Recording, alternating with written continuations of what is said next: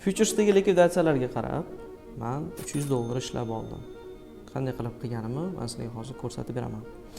Umumiy bu darsimizni boshlashdan oldin men o'zimni tanishtirib o'tmoqchiman. Ismim Tohir Malik. 7 yildan beri kripto tradingda o'z faoliyatimni olib boraman.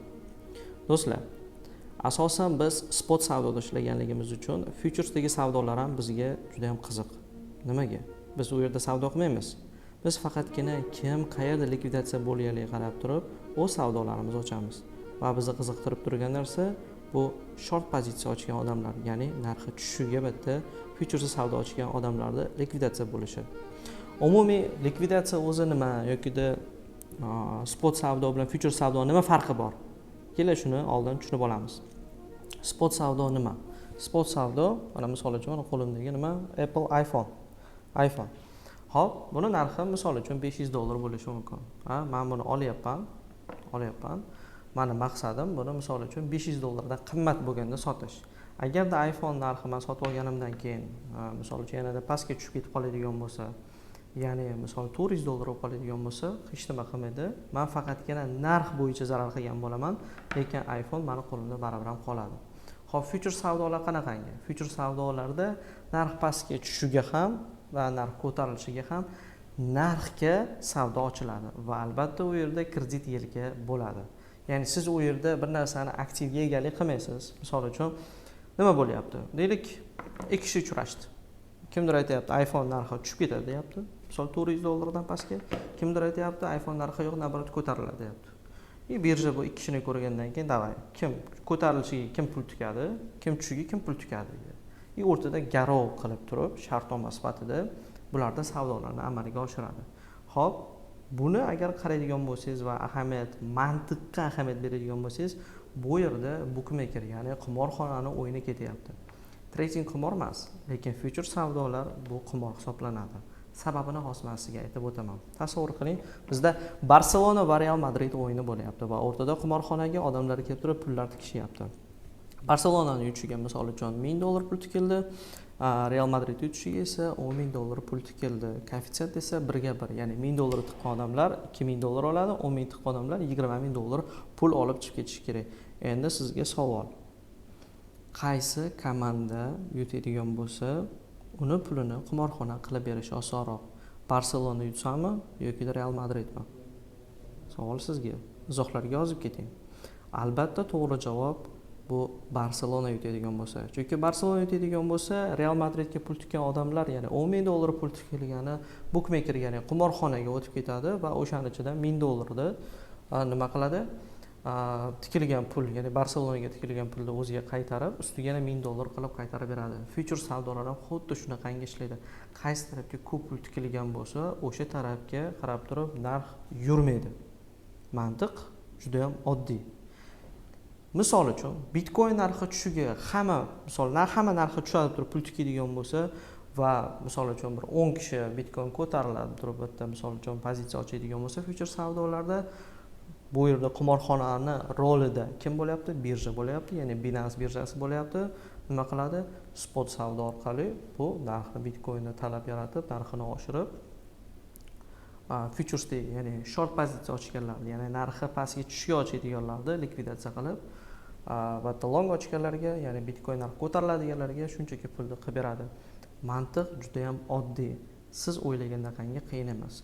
Xo'p, bu likvidatsiyalarni biz qayerdan ko'rsak bo'ladi va qanday qilib biz o'zimizga ishlatsak bo'ladi va shuning ichida men sizga bitta lifehack o'rgatib ketaman. Ya'ni delistga tushgan, ya'ni Binance birjasidan chiqib ketadigan tangalarda qanday qilib, mana yaqinda NFP degan tangani men sizlarga ko'rsataman hozir grafikda. Qanday qilib biz mana shu NFP ni o'zidan men likvidatsiyalarga qarab turib men $300 ishlab olganimni bir kechada sizlarga hammasini tushuntirib beraman mantig'i bilan. Bu CoinGlass likvidatsiyalarini yoki umuman likvidatsiyalarni biz qanday aniqlasak bo'ladi? Birinchi navbatda biz harakatni aniqlashimiz kerak. Ya'ni bizga kalla tashab turgan tangalar qiziq bo'ladi. Hozirda bizda mana shu bizga qancha? Mana shu $300 ishlab olgan bitta NFP tangasi men sizlarga ko'rsatib beraman.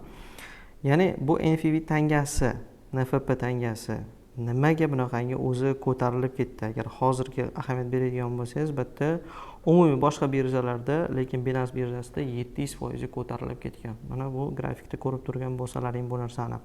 Xo'p, bu tanga delistga tushgan. Mana tepasida yozib qo'yibdi. Para NFP USDT будет удалена 2026-07 число kuni. Ya'ni bu hozirgi videoyimiz bitta qachon 4-kuni olinyapti. Bizda bu tangamiz qachon chiqib ketadi? Ya'ni 6 kundan keyin Binance birjasidan chiqib ketadi. Ya'ni bu degani odamlarga ogohlantirish berilganda hamma bunga short pozitsiya ochishni boshladi. Ya'ni hamma sotishni boshladi bu tangani. Va natijada nima bo'ldi? Natijada bu tanga narxi ko'tarilib ketdi. Chunki hamma bitta birdaniga bunga short pozitsiya ochishni boshlasa, agarda bu ahamiyat bering, bu narsa futuresda ham bo'lishi kerak, ya'ni futures bo'limida ham bo'lishi kerak. Futures bo'limida bo'lib spot savdodan chiqib ketib turgan bo'lsa, bilingki, bu tangani yaqinda katta otish beradi, ya'ni pump bo'ladi.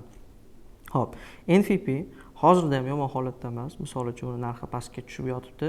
Kelinglar, buni yana narxi ko'tariladimi? Ya'ni 6 kun vaqtimiz bor. Buni narxi yana ko'tariladimi yo'qmi? Shu narsa haqida bitta ma'lumot qidirib ko'ramiz. Buning uchun CoinGlass mana shunaqangi sigirda bitta silueti bor bitta programmani tortib olamiz va undan ro'yxatdan o'tish juda ham qiyin emas, oson. O'tganimizdan keyin bizga liquidation map degan joy kerak bo'ladi. Liquidation mapga kirganimizdan keyin biz bu yerda mana threshold ko'ryapsizmi? Bitta mana polzunokda men o'ngga chapga bitta yurg'izyapman. Shuni 1 ga o'tkazamiz, maksimal bitta eng katta likvidatsiyalarni ko'rish uchun va biz nima qilamiz? Bitcoin yana bitta anaqani lupani ustiga bosib turib, men nima qilaman? NFP USDT. Qara, NFP ni o'zini, NFP ni o'zini yozadigan bo'lsangiz, qarasangiz bitta Get.io degan birjada turibdi. Ya'ni Binance birjasida futuresda o'zi chiqib ketib bo'ldi. Ya'ni bu tanga narxi yanada ko'tarilishi ehtimoli past bo'ladi. Xo'p, hozirgi narx bilan Get.io-dagi, ya'ni bu ham birja, o'shandagi bitta anaqani solishtiramiz, narx solishtiramiz. Hozir bizda narxi 56, bizda bundan ham почти 1-1 ga yaqin. Xo'p, Get.io bo'yicha bizda likvidatsiyalar bizda qayerda deydigan bo'lsangiz, ahamiyat bering. Mana bu pastda 0 bilan qancha 9462 turibdi. Bu nima degani? Ya'ni qora fondagi joylarda umuman likvidatsiya yo'q. Hech kim short pozitsiya ham ochmagan, hech kim long pozitsiya ham ochmagan, hech kim bu joyda qiziqmagan bu narxda. To'q joylarda esa, ya'ni bitta och joylarda esa, ya'ni sap-sariq joylarda eng katta likvidatsiyalar joylashgan bo'lyapti. Ya'ni hozirda bizda eng katta likvidatsiya bizda, qarang, $6000 likvidatsiya agarda NFP ning narxi 0.0057 ga chiqadigan bo'lsa va yana teparoqda bizda $5650 lik bitta likvidatsiya 0.0061 ga agar NFP narxi chiqadigan bo'lsa, ya'ni bu kim likvidatsiyalar deydigan bo'lsangiz, ya'ni shu joyga kelganda kimdir stop loss oladi yoki likvidatsiya bo'ladi. Ya'ni bu kimiki? Bu short pozitsiya, ya'ni NFP narxi tushadi deb bitta futuresda short pozitsiya ochgan insonlarda bitta joylar, ya'ni narx nuqtalari turibdi. Demak, bizda shunaqangi ehtimolimiz bor. NFP narxi 0.057 bilan 0.061 gacha chiqib berishi mumkin ekan. Xo'p, agar grafikda bu narsani qaraydigan bo'lsam, endi bizga asosiy o'yinchi, asosiy bizda qiziqishimiz bitta kim bo'ladi degan bo'lsak, bizga Binance birjasiniki qiziq. Get.io, Bitget, KuCoin yoki shunga o'xshagan bir xil boshqa birjalar ham bor, lekin baribir ham katta bitta o'yinchi bitta Binance birjasi hisoblanadi. Shuning uchun buni likvidatsiyalari menga ko'proq qiziq. Keyingi videolarda agar sizlarga qiziq bo'ladigan bo'lsa, eng kuchli birjalar haqida gaplashib o'tamiz. Ya'ni kim qayerdagi narxlarga, qaysi birja narxlarga ahamiyat berish kerak, shu haqida video bo'ladi. Agar sizlarga qiziq bo'ladigan bo'lsa, izohlarga yozib ketinglar. Xo'p, bizni narximiz qaranglar 57 gacha chiqishi kerak ekan. Hozir bizda mana qarang 57 ga chiqadigan bo'lsa, biz почти 2% bitta ishlab olsak bo'ladi. O'shanga qarab ketyapti va bizda narximiz 61 gacha ko'tarilishi mumkin ekan. 61 bizda sal ko'taryapman tepaga vot. Bizda qancha bo'lyapti? 61 plus minus bitta 8% bo'lyapti. Ya'ni oddiy likvidatsiyalarga qarab turib. Xo'p, endi bu yerda ahamiyat bergan bo'lsangiz, bizda nima? vaqtlar turibdi, ya'ni 12 soatlik likvidatsiyalar, 24 soatlik, 48 soatlik, ya'ni bu nima? 12 soat oldin ochilgan, 24 soat oldin paydo bo'lgan likvidatsiyalar, 48 soat va shunaqa qilib 3 oylik, 1 yillik va hokazo ketaveradi hammasi. Xo'p, NFP USDT unchalik yaxshi misol emas. Kelinglar boshqa tangalarda ham bitta ko'rib chiqamiz. Buning uchun biz Binance birjasiga kiramiz. Kripto Trading'dagi bitta nima? Sign degan tanga turibdi. Sign. Ikkinchisida, ya'ni 24 soat ichida eng katta tushib berib turgan tangalar ro'yxati. Sign USDT mana qarang, besrochniy Binance birjasida turibdi. Narxi 39.6. Narxi 39.6. Xo'p, ikkalasi bir-biriga to'g'ri kelyapti. Endi Signga kiramiz. Mana Signni agar ko'radigan bo'lsangiz, bizda 24 soatlik ichidagi likvidatsiyalar bizda qayerda turibdi? Bizda 0.48 da bizda почти bitta qancha ustiga bosib tursak bo'laveradi, $50,000 deb likvidatsiya turibdi. Ya'ni Sign narxi hozir 39 sent va uni narxi 48 sentga chiqqanda $58,000 albatta kimga? Binance birjasiga o'tib ketadi. Ya'ni albatta bu yerda Binance birjasining o'zining interesi bor. Tushunyapsizmi? Ya'ni qiziqishi bor bu yerda. Xo'p, endi Sign ustiga bosamiz. Ustiga bosib turib biz 48 da bitta aniqlab olamiz. 48 bizda почти bizda qancha beryapti? 18, почти 20% bitta, 20% bitta foyda beryapti. Ya'ni $1000 bilan kiradigan bo'lsangiz, siz bu yerda $200 bilan chiqib ketsangiz bo'ladi. Albatta, bu narsalar hammasi moliya maslahatlari emas. Qachon savdoga kirishim kerak, qanaqa holatda kirish kerak? Men izohlarda mana shu yerda chiqarib qo'yaman. Alohida video tayyorlaganman bu bo'yicha. Bemalol ko'rsalar ham bo'ladi. Ya'ni Sign narxi yaqin vaqt ichida mana shu narxi 48 sentgacha ko'tarilishi kerak, chunki bunda likvidatsiyalar ko'payib ketdi. Ya'ni juda ham ko'p. 12 soatliga bitta o'tkazib ko'ramiz. 12 soatlik o'tkazadigan bo'lsak, yaqin 12 soat ichida ochilgan likvidatsiyalarga biz ahamiyat berishimiz kerak va ahamiyat bering. Bizda eng pastki likvidatsiyalar bizda 37 da ekan va maksimallari yana o'sha 48 sentda turibdi. Yana narximiz bitta tushadigan bo'lsa 37 ga, почти bir 36 gacha bitta tushishi mumkin. Undan keyin yana narximiz bitta ko'tarilishi kerak. Bu shunchaki likvidatsiyalarga qancha ishonsak bo'ladi deydigan agar fikr paydo bo'lgan bo'lsa, qarang, agar hozir narx 37 yoki 36 ga tushadigan bo'lsa, biz 6% yo'qotishimiz mumkin ekan. Plus minus bitta 6%, lekin ishlaydigan bo'lsak, biz bitta qancha 20% olib olishimiz mumkin. 20 ni 3 ga bo'lasiz va sizda albatta nima chiqadi? Stop loss nuqtasi chiqadi. Va shunga qarab turib siz bitta savdo qilsangiz bo'ladi.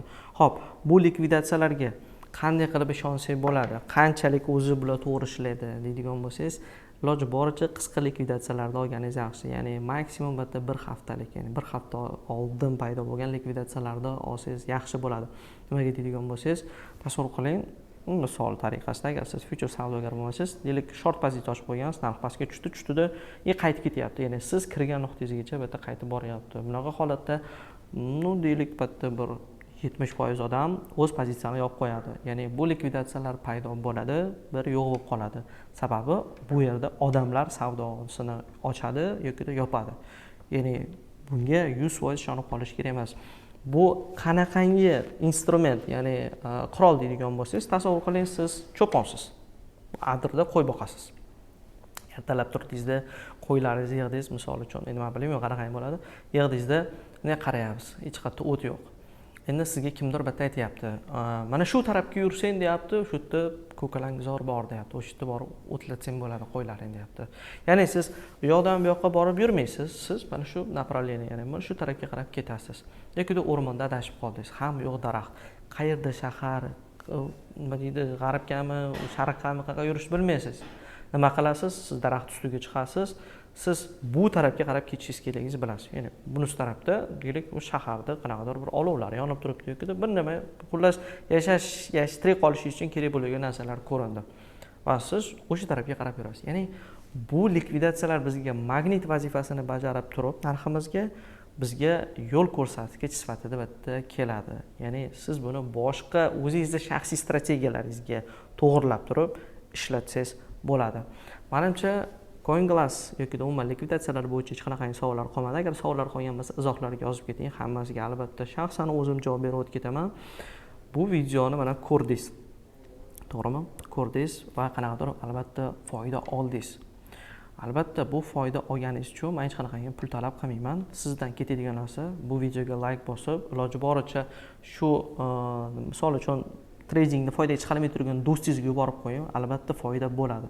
Va albatta obuna bo'lib bizning kanalimizga qo'ng'iroqchani yoqib qo'ying. Va men sizga yana bitta sovg'am bor sizga.